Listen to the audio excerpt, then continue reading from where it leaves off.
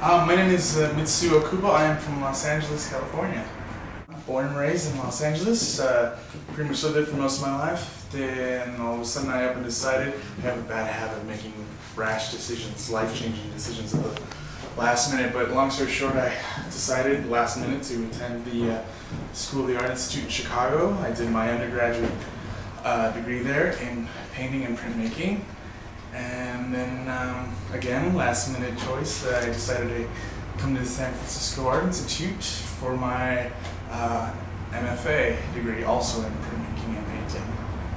Well, I primarily, I do consider myself a printmaker by trade, but I've recently been branching out into other areas. I mean, I've technically dabbled in every other type of medium: animation, sculpture, drawing, painting, photography, everything, and I just found myself just kind of constantly going back to printmaking.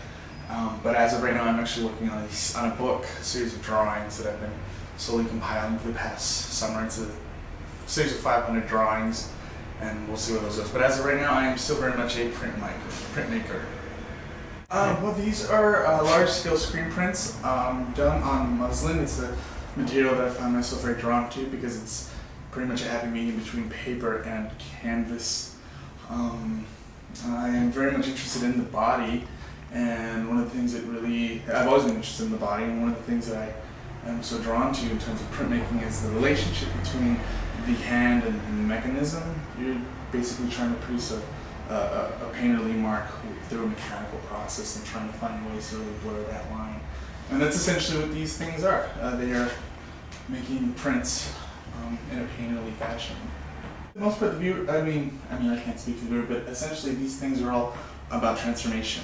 The body growing, expanding and contracting, but at the same time, being very flat at the same time. You know, a lot of things happening, but all within a very limited space. I've always been fond of doing as much as possible with as little as possible, you know. What do you think about Kearny Street Workshop and organizations like this one?